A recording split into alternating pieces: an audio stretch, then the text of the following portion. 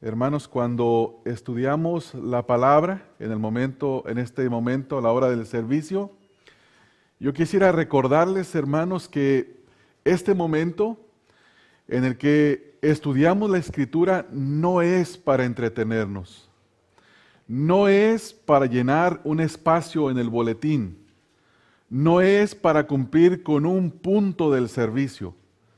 El propósito de estudiar la Escritura es renovar nuestro entendimiento, cambiar nuestra manera de pensar, instruirnos en la voluntad de nuestro Señor y nuestro Salvador, conocer cuál es la verdad sobre asuntos y cuestiones de fe y de conducta.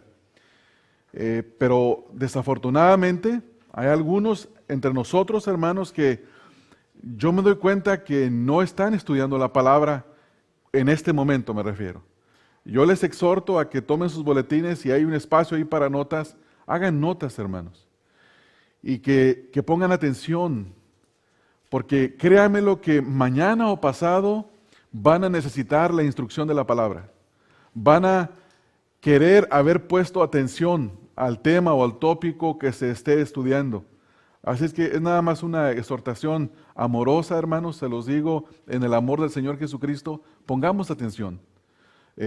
La Escritura dice que el que desecha la exhortación de la palabra no desecha a los hombres, desecha a Dios. Entonces, tomemos en cuenta eso, hermano, no es mi palabra, no son mis opiniones, es la palabra de nuestro Dios, la cual es viva y eficaz. Y es poderosa para transformar nuestras almas. Después de este recordatorio, hermanos, quiero pedirles que abran sus Biblias. A lo mejor ya las tienen abiertas ahí en 1 Corintios, capítulo número 6. 1 Corintios, capítulo número 6, del texto número 9 al texto número 11. Ese es el pasaje, los versículos bíblicos que estaremos estudiando en esta mañana. Y el título de este mensaje es el peligro de prestar atención al razonamiento del hombre y no a la verdad de Dios. Voy a repetir el título.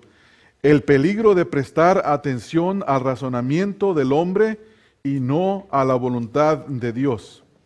Primeramente quisiera decirles que recientemente estuve predicando el tema del homosexualismo la semana pasada en la iglesia que pastorea el pastor Eric Bonilla. Y desde entonces he recibido una diferente gama de respuestas en cuanto a este tema. Algunas han sido positivas y otras han sido muy negativas. Y al escucharlas me doy cuenta que la mayoría de las personas que escuchan este tema y al parecer no lo entienden es porque están siendo influenciados más bien que por la palabra de Dios, están siendo influenciados por los pensamientos de las personas, o por lo que la mayoría de las personas cree. Son influenciados por las opiniones de los hombres conforme y no conforme a la palabra de Dios, sino conforme al error. Por esta razón, hermanos, en esta mañana me siento inclinado a predicar acerca de este tema que estuve predicando la semana pasada, no a volver a repetir lo que prediqué la semana pasada, sino a expander y específicamente en los peligros que existen para un cristiano cuando se pone a escuchar el razonamiento y las opiniones de los hombres y no la palabra de Dios. Y para eso vamos a estudiar este tema.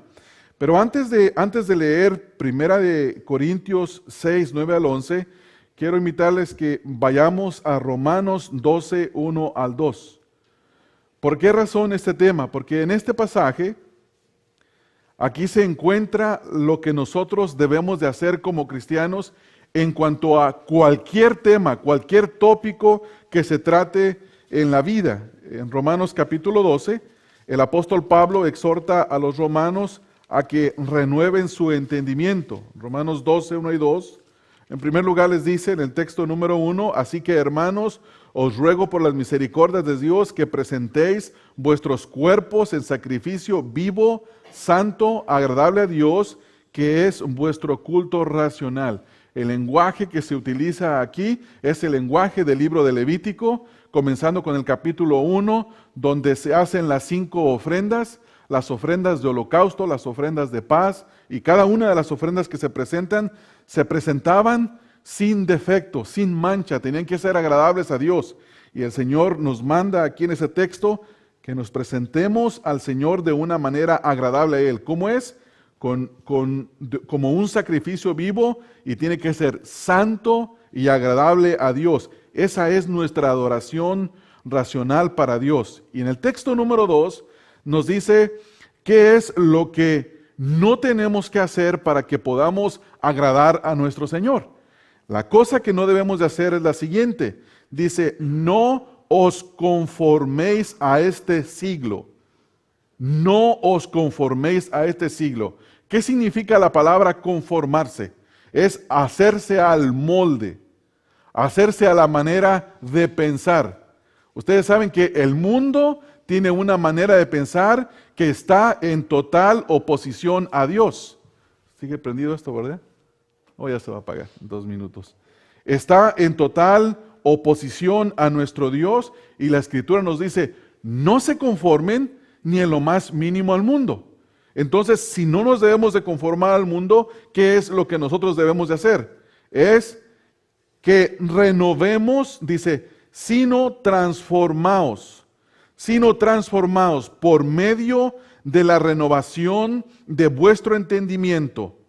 Es decir, que no pensemos como el mundo piensa, sino que nuestro entendimiento sea transformado a buscar ¿qué cosa, hermanos?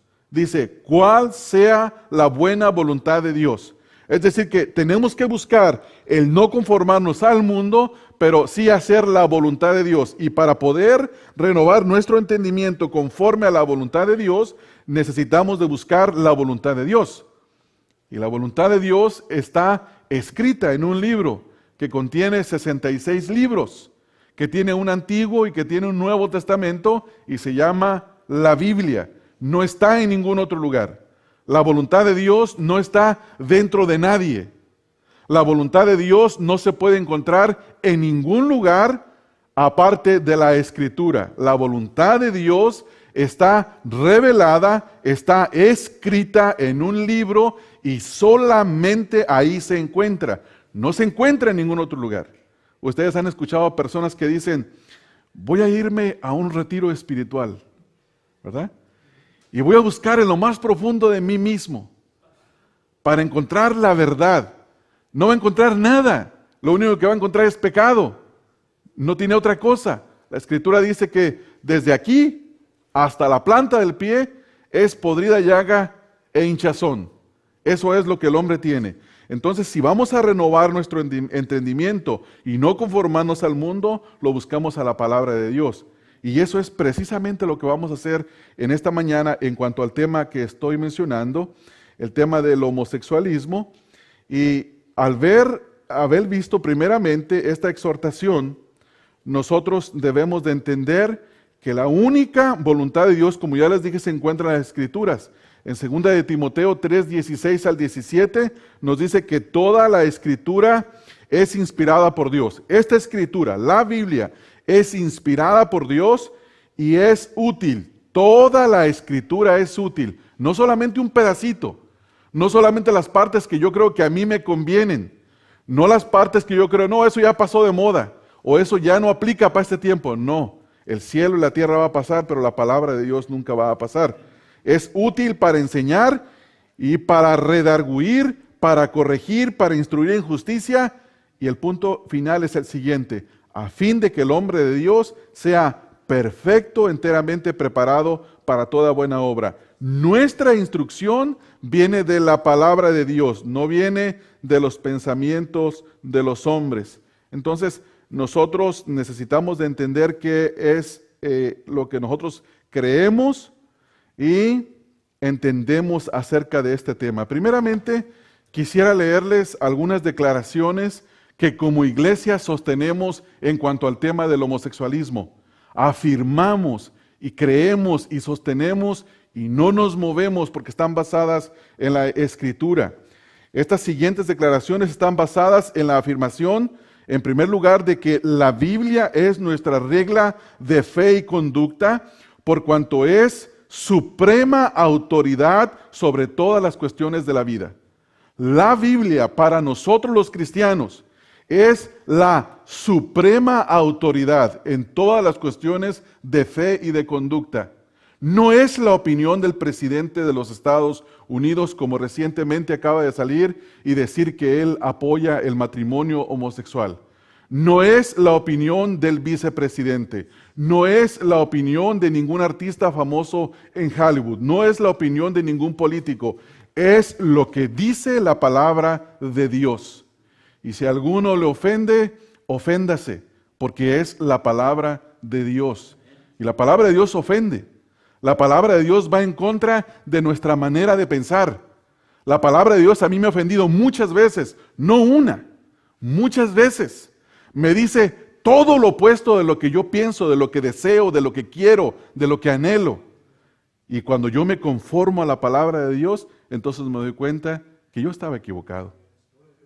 Que estaba errado.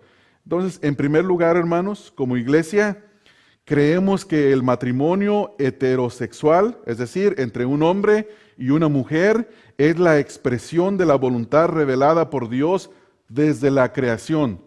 Por lo tanto, así creemos. No creemos en el matrimonio homosexual.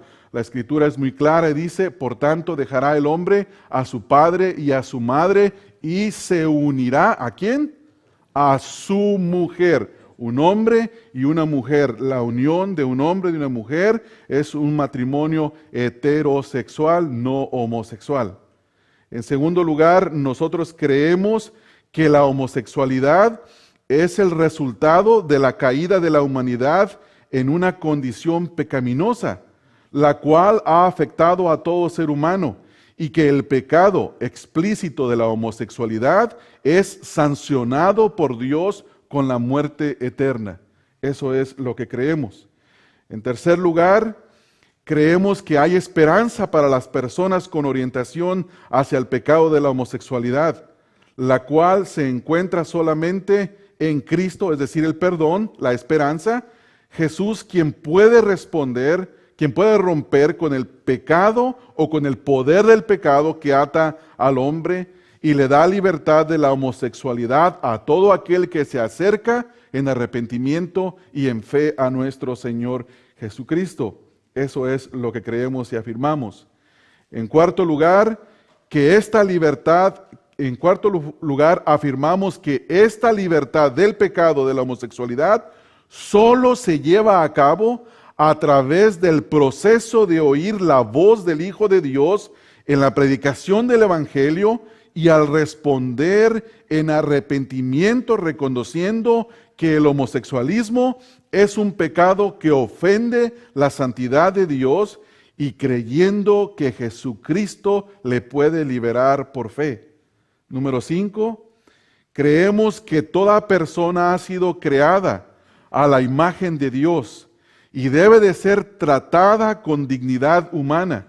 Por lo tanto, afirmamos que todo odio, temor o persecución a personas con orientación homosexual debe de ser repudiada. No creemos como cristianos la persecución a homosexuales. Se le debe tratar con respeto y con dignidad por cuanto aún un homosexual y todo hombre, por más pecador que sea, ha sido creado a la imagen y semejanza de Dios. En sexto lugar y final, creemos que la iglesia del Señor Jesucristo debe de ministrar con amor y paciencia. Escuche bien esto. A todo aquel que desea ser liberado bíblicamente del pecado homosexual.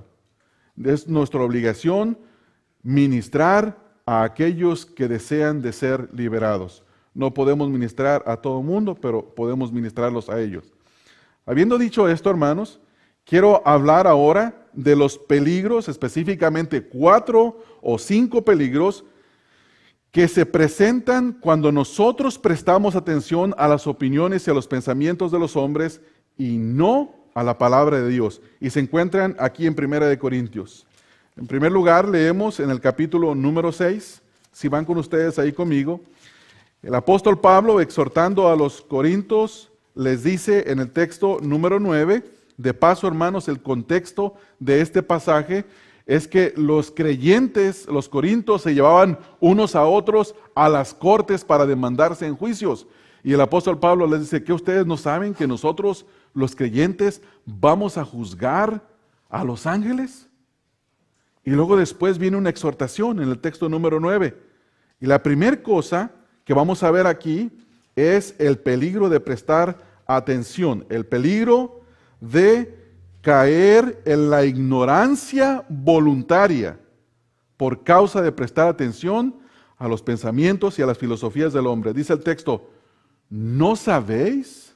Es una pregunta retórica que se debe de responder con una afirmación. ¿No sabéis que los injustos no heredarán el reino de Dios? Y la respuesta es sí. Todo cristiano sabe, todo cristiano entiende que una persona injusta, es decir, un pecador, no heredará el reino de Dios. Los únicos que heredaremos el reino de Dios somos aquellos quienes hemos sido justificados por la obra redentora de nuestro Señor Jesucristo en la cruz. Ahora, hemos sido justificados no porque seamos mejor que los injustos que no han sido justificados, sino por la gracia y la misericordia de Dios. Entonces, el primer peligro consiste en esto. Cuando yo le hago caso a las opiniones de mi presidente o cualquier otra persona, por decirlo así, yo caigo en el pecado de la ignorancia voluntaria, porque ya conozco la verdad.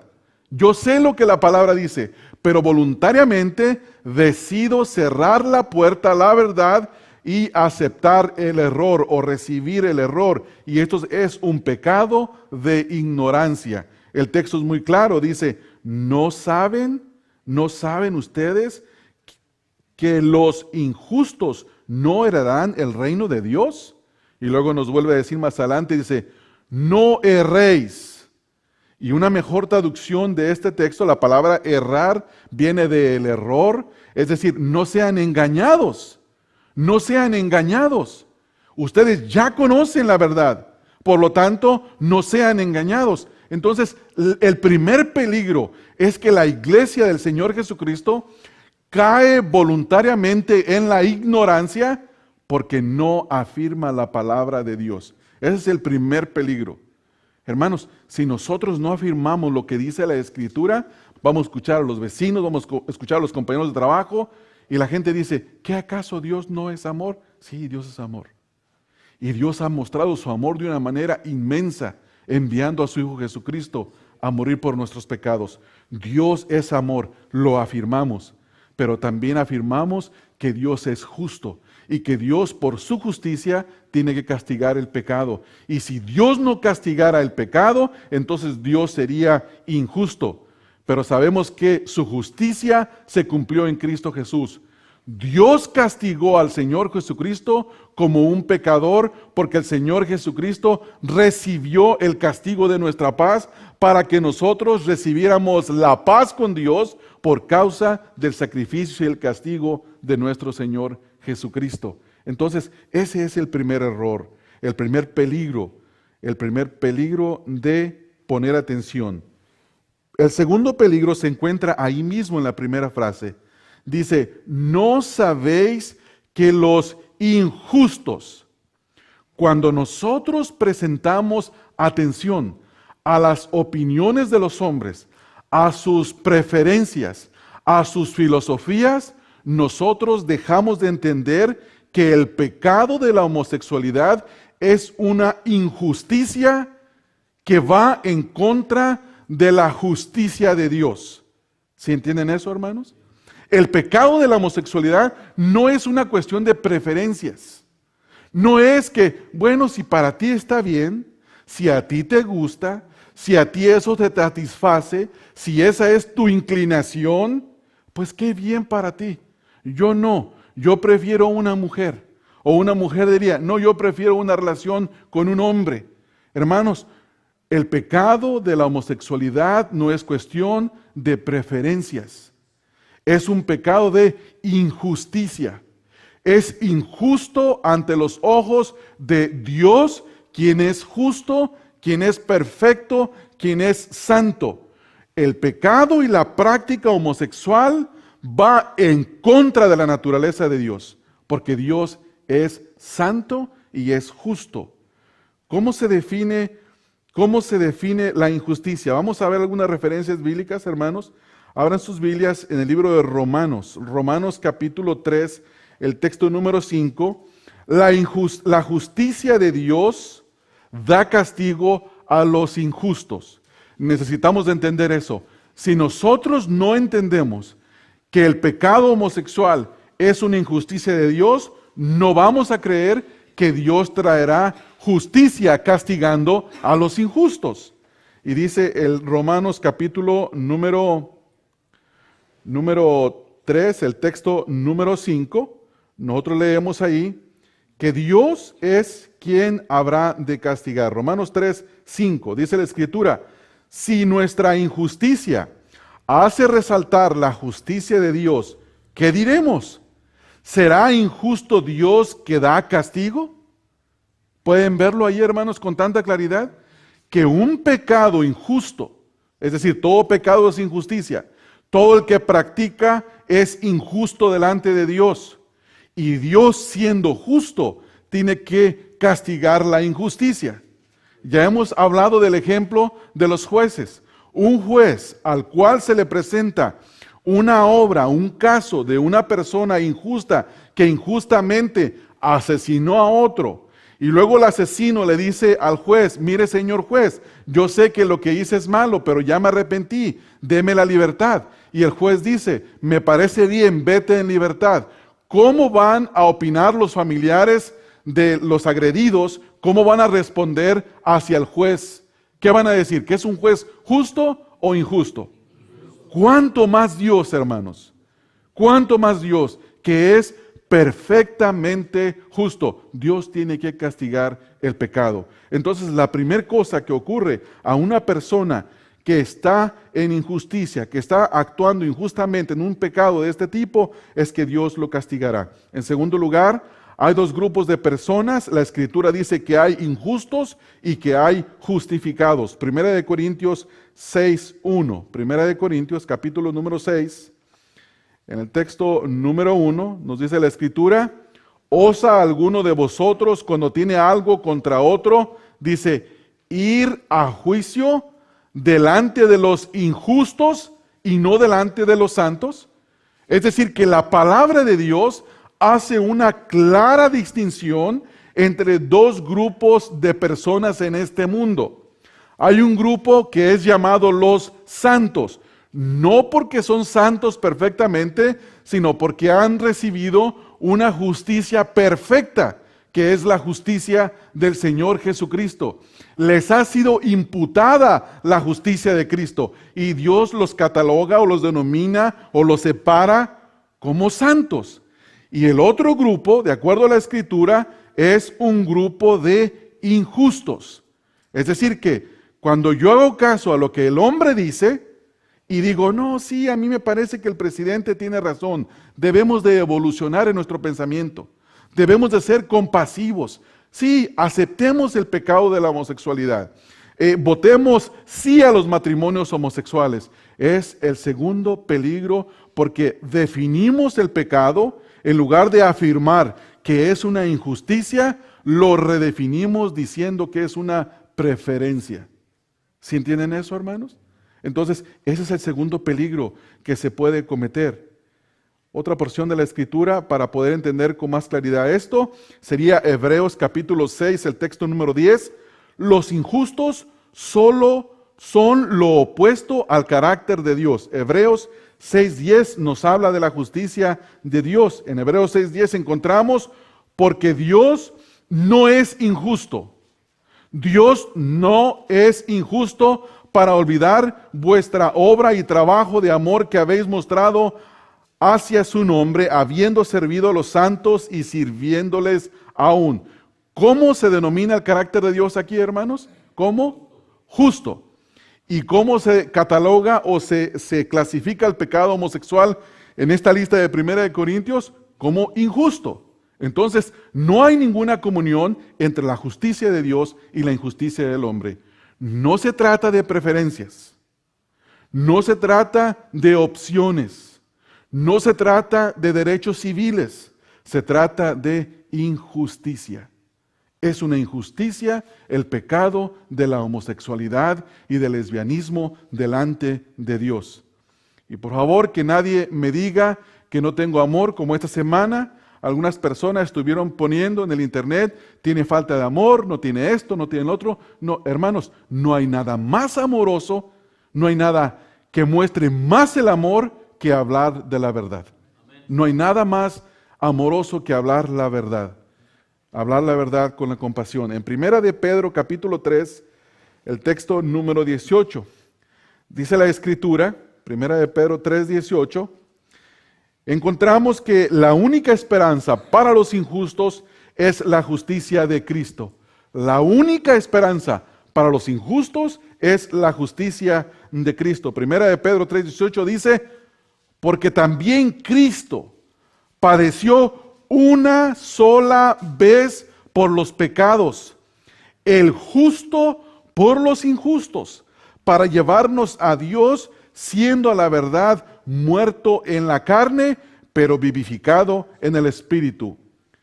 ¿Cuál es la esperanza para una persona que es injusta en sus pecados? ¿Cuál es la esperanza? Cristo es la única esperanza. Porque el texto dice que Cristo murió, el justo por los injustos, por nuestros pecados, con el propósito de llevarnos a Dios. ¿Qué necesita un homosexual, hermanos? Que se le apruebe su pecado, su estilo de vida, que se vote sí al matrimonio. No.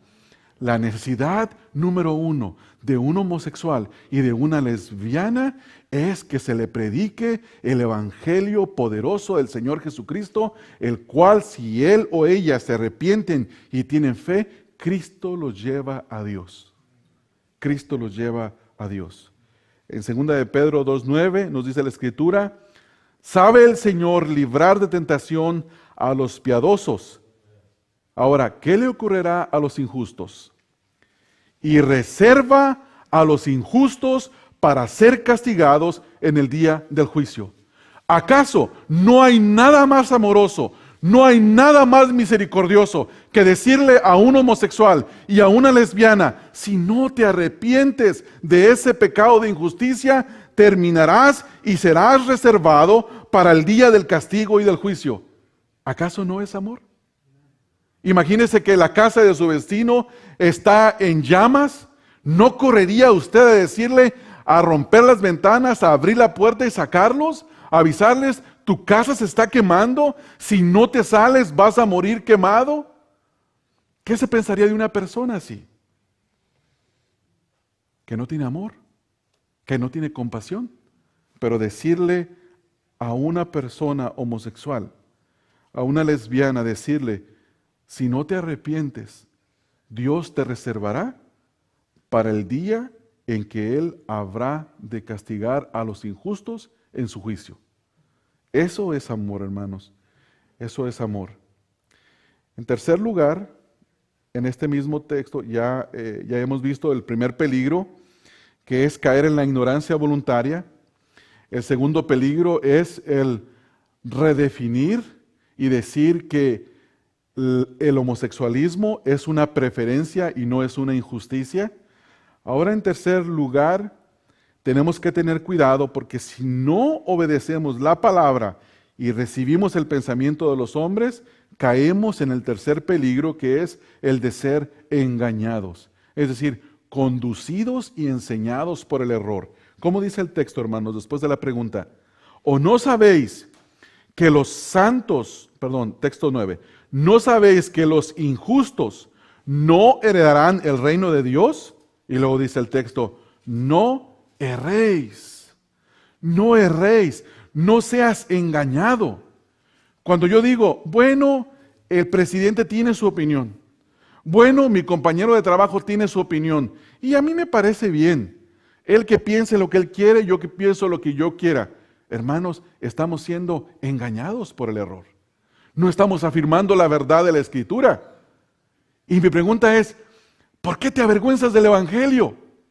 Si el Evangelio es el mensaje más glorioso y más hermoso, es lo que se debe de propagar a los cuatro vientos.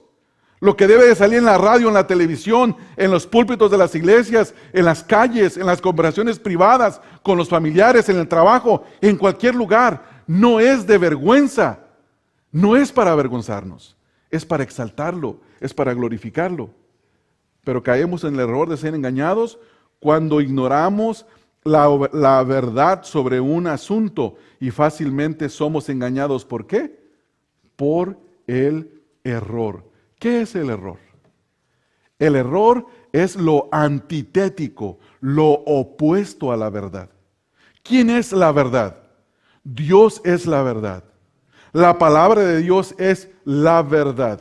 La opinión de nuestro presidente, comparado o puesto a un lado con la palabra de Dios, mi presidente está en el error. La palabra de Dios es la verdad. Él va en camino al infierno si sigue apoyando ese pensamiento. No está afirmando la verdad. Porque si fuera salvado, si fuera regenerado, si hubiera nacido de nuevo, afirmaría la verdad y negaría el error. Lo podemos ver, hermanos, no nos engañemos. Hay gente que dice, es que mi presidente es cristiano. ¿De veras es cristiano? ¿Pasa la prueba de la Escritura? La Escritura, sus frutos me dicen que no. Su palabra me puede decir todo lo que él quiera, pero sus frutos, sus afirmaciones me dicen lo opuesto. La palabra de Dios nos dice que él está en el error. Entonces, afirmar el error es algo tremendo, es cambiar de posición. En lugar de estar en el camino, la verdad y la vida que es Cristo, estamos caminando con Satanás. Satanás es el padre del error.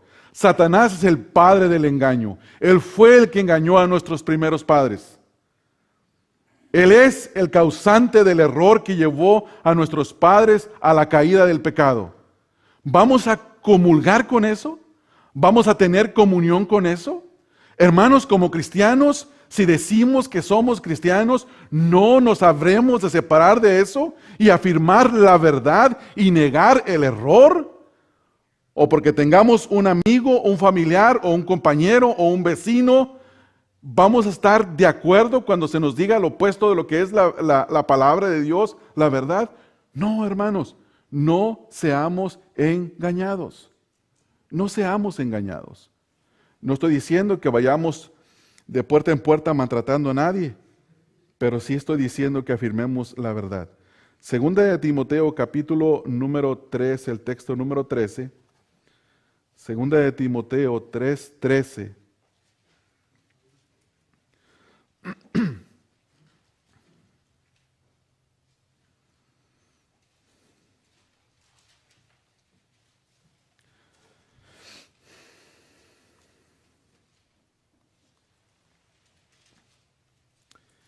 Dice segunda de Timoteo 3:13, mas los malos hombres y los engañadores irán de mal en peor, engañando y siendo engañados. Una persona que afirma el error está siendo engañado por el error y está colaborando para que otros sean engañados por el error. Entonces, si afirmamos o nos quedamos callados ante una opinión o un pensamiento o una filosofía contraria a la Escritura, estamos siendo partícipes del error y por lo tanto estamos siendo engañados. Primera de Juan capítulo 1, texto 8. Primera de Juan 1:8. Si decimos que no tenemos pecado, nos engañamos a nosotros mismos y la verdad no está en nosotros.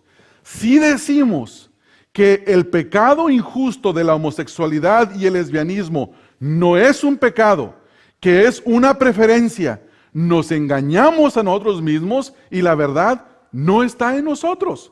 Estamos en el error. Estoy aplicando el texto. Estoy sacando el principio de afirmar una cuestión en contra del error. Estoy aplicando este principio. Primera de Juan 2:26. ¿Cuál es el propósito de la Escritura? Os he escrito esto sobre los que os engañan. La Escritura nos advierte que hay engañadores, incluso algunos que se llaman cristianos y se meten a las congregaciones y se congregan en nuestras congregaciones y nos dice que tengamos cuidado sobre estos que nos engañan. ¿Quién es el que engaña? El que cree el error y el que ha sido engañado por el error.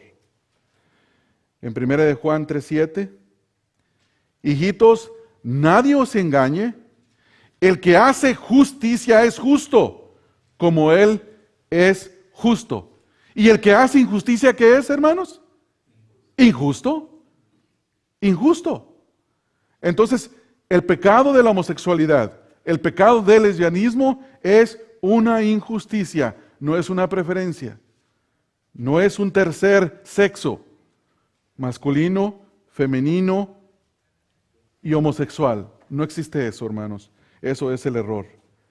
Apocalipsis 2:20 dice, pero tengo unas pocas cosas contra ti, que toleras que esa mujer, Jezabel, que se dice profetiza, enseñe y seduzca a mis siervos a fornicar y a cometer cosas sacrificadas a los ídolos.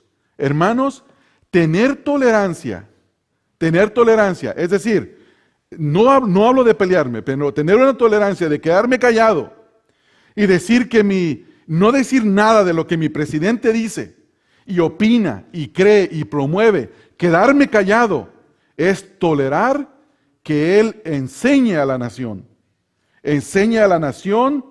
a que forniquen las personas que están metidas en la homosexualidad y en el lesbianismo.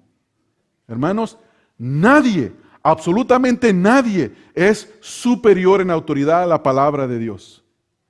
Nuestro presidente está en error y él tiene que ajustarse a la palabra de Dios. Entonces, hay que hacer lo que dice la Escritura, oremos por nuestras autoridades. Tenemos que orar por él, para que el Señor traiga entendimiento, que la luz del Evangelio le resplandezca en su mente y él pueda venir a la verdad y pueda afirmar la verdad, que no esté afirmando el error. Hermanos, yo sé que estas cosas son duras, pero si esto nos ofende, como dice la Escritura, ¿qué será cuando el Señor se manifieste en juicio? ¿Qué será cuando el Señor se manifieste en juicio? Hay que tener cuidado de esto. Ahora, ¿cómo se describe este pecado injusto de la inmoralidad en el texto número 9? Hay tres clases de inmoralidad descritas en el texto número 9. La primera es una inmoralidad general. La segunda es la inmoralidad entre una persona casada que es infiel a su esposo o esposa y se mete con otro casado o con un soltero. Y el tercero es el afeminado y el cuarto es el sodomita, el que se echa con varones. Vamos a ver cada uno de ellos, cómo los define la Escritura.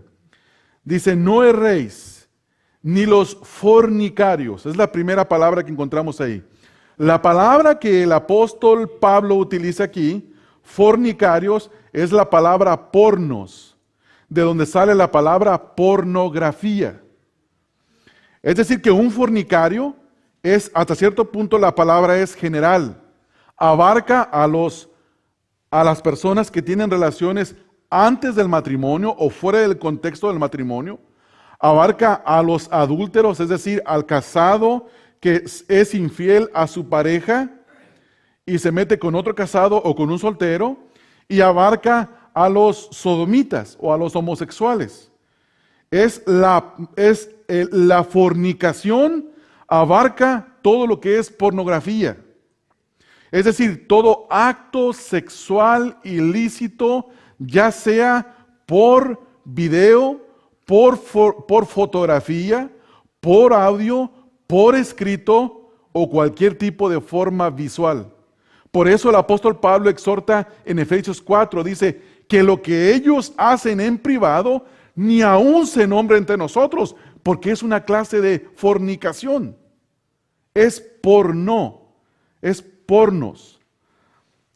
Esto es todo aquel que practica la inmoralidad sexual en cualquier forma, con los ojos, con el pensamiento, con el cuerpo, con un hombre o con una mujer fuera del matrimonio o en un contexto homosexual. La segunda palabra que se encuentra ahí dice, ni los fornicarios, ni los idólatras. De paso, hermanos, esta palabra, siempre la idolatría, va en medio de las cuestiones inmorales. Porque idolatría es el adulterio espiritual. Una persona que está de idólatra está adulterando contra Dios.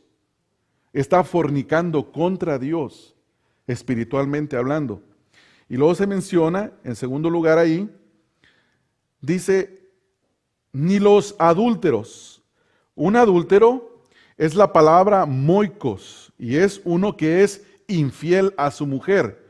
Por eso dice Hebreos 13:4, honroso sea el hecho sin mancilla, porque a los fornicarios o a los adúlteros los juzgará Dios. Entonces quiere decir que el moikos, el adúltero, es el que se sale de la fidelidad en el contexto conyugal. En tercer lugar, dice el texto, los afeminados. La palabra afeminado es la palabra malakos, y significa delicado, suave, extravagante, lujoso, pero se utiliza en el sentido de un hombre o un niño que toma en la relación homosexual la parte pasiva, que funge como mujer. Es decir, que no es la parte activa, sino la pasiva que se deja dominar en la relación homosexual. Este es el afeminado. Y luego sigue, la última, hay una frase que es una palabra solamente, al final del texto, ni los que se echan con varones. Esta palabra que se utiliza aquí es la palabra arsenokois, y es uno que se echa con varón como con mujer, es decir, un sodomita. Estos pecados, estos 4 pecados de inmoralidad, uno general, uno específico para el matrimonio, 2, tercer lugar, uno para la relación homosexual, que es la parte pasiva, y otro para la relación homosexual, que es la parte activa. Estos son pecados injustos delante de Dios, no son preferencias. Dios los juzgará con la muerte eterna, con el castigo infierno, con la separación por la eternidad, siendo castigados y siendo torturados eternamente por el poder y la justicia de Dios. ¿Qué hacemos, hermanos, entonces, cuando vemos esto?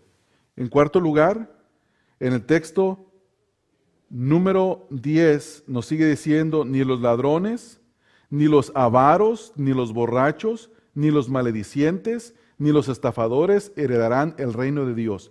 Para ser justos también, hermanos, necesitamos de entender que los pecados de homosexualidad están metidos entre todos los pecados.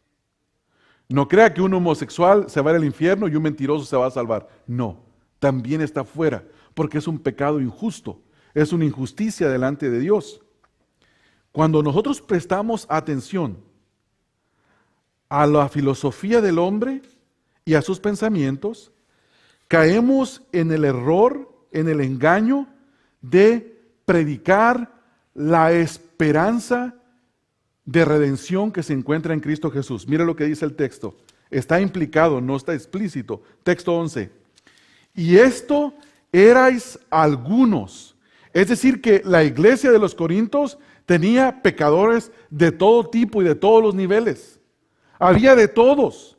Había ex homosexuales, ex lesbianas, ex fornicadores, ex afeminados, por mencionar únicamente los pecados de inmoralidad. Y esos son los que estaban ahí. Y luego dice el apóstol Pablo, y esta palabra es muy importante, hermano. Y esto erais. ¿Qué significa? practicaban pasado. Mas ahora, ¿qué quiere decir? Que el cambio es posible. Yo he escuchado a cristianos decir que no, lo que pasa es que tenemos que entender porque así nacieron. Mentira, no nacieron así. No nacieron así. Posiblemente descubrieron que tenían esa inclinación desde muy jóvenes. Yo eso lo puedo entender, pero es por causa del pecado. Pero eso no justifica. Eso no quita la sanción que Dios tiene sobre ese pecado. En ninguna manera retira la sanción de Dios. Y dice el texto, esto erais algunos, mas ya habéis sido lavados, ya habéis sido santificados, ya habéis sido justificados en el nombre de Jesús y por el Espíritu de nuestro Dios. Cuando nosotros creemos el pensamiento y la filosofía de los hombres, nosotros somos engañados y creemos que el cambio no es posible. Sí es posible. A través de la historia, el Señor ha redimido a muchos homosexuales, a muchas lesbianas, a muchos fornicarios, entre los que nos encontramos algunos de nosotros, hermanos. Si usted adulteró, si usted fornicó en alguna manera, usted es un exadúltero o un exfornicario. Y estaba en la misma lista de los homosexuales y de las lesbianas. Pero eso éramos, hermanos. ¿Qué ocurrió? El Señor nos cambió. El Señor, dice la Escritura, el texto es muy claro, nos lavó, nos santificó y nos justificó. Hay esperanza para todo hombre homosexual, para toda mujer lesbiana. Hay esperanza en Cristo Jesús. Dios puede perdonar, Dios puede lavar, Dios puede santificar, Dios puede justificar. Si el hombre o la mujer que tiene una orientación lesbiana o homosexual viene bajo una condición bíblica que es arrepentimiento y fe en el Señor Jesucristo, y Él otorga misericordiosamente el perdón de los pecados y da la vida eterna. No nos dejemos engañar, hermanos. ¿Cuáles son los peligros? En primer lugar, el peligro de la ignorancia voluntaria. Dice, ¿no sabéis? El segundo peligro es redefinir o malentender que la injusticia, el pecado homosexual, no es una preferencia, es una injusticia. En tercer lugar, es el peligro de ser engañados por el error. En cuarto lugar, no conocer ni definir a cada uno de los pecados. Y en quinto lugar, ser engañados y llegar a creer que el cambio, la transformación no es posible, cuando sí lo es, cuando sí lo es.